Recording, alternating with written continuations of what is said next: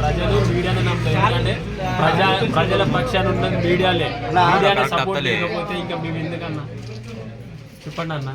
మీడియానే మాకు సపోర్ట్ లేకపోతే ఇంకా మేము ఇంకెవరికి చెప్పుకోవాలి? మా బాధ మీకే కదా చెప్పి మీరే తప్పుగా రాస్తే ఎట్లుంటుంది అన్న?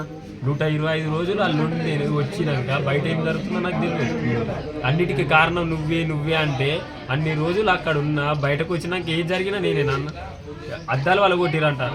ఆ అద్దాలు వలగొట్టిన తర్వాత అమరన్న అద్దాలు వలగొట్టిరంట. అమరన్న లోపల మేము గేమ్ పరంగానే తమ్ముడు మనం బయట పోయినాక మంచిగా ఉందామని అమరన్న చెప్పిండు. లోపల అక్క మాట్లాడింది, వదిన మాట్లాడింది, మేమే మధ్యలో ఉన్నాం. ఎవరో అద్దాలు వలగొట్టిరంట. నిజంగా అద్దాలు వలగొట్టిన దానికి నేను ఇట్లా చాలా బాధపడుతున్నా. అది ఎవరు చేసిరా తప్పే. ఇంకొకటి గీతక్కది అద్దాలు వలగొట్టిరంట, వలగొట్టిరంట ఆర్టీసీ బస్.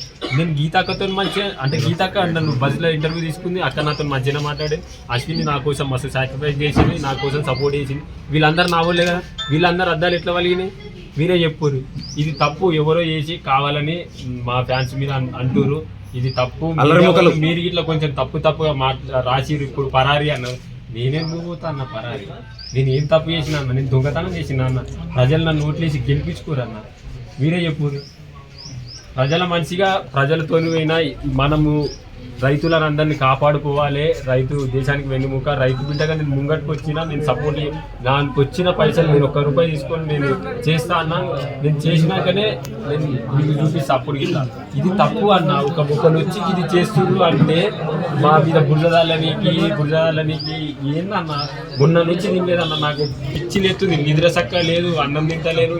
ఏందన్న మొన్న వచ్చినప్పటి నుంచి అందరికి ఫోటోలు ఇచ్చిన, కొందరికి ఇయ్యలే. ఆ కొందరు ఇట్లా చేస్తున్నారు. ఆ 5 మంది 10 మంది అవుతారు. ఇట్లా నాకు ఏం అర్థమైతే లేదు. మీరు ఇట్లా ఆలోచించాలన్న. నేను ఏం తప్పు చేసినా మీరు చెప్పురు అన్న. ఒకటి ఏం తప్పు చేసినా నేను నాకు తెలియదు. మీకు అడుగుతున్నా ఏం తప్పు చేసినా ఎందుకు జరుగుతుంది?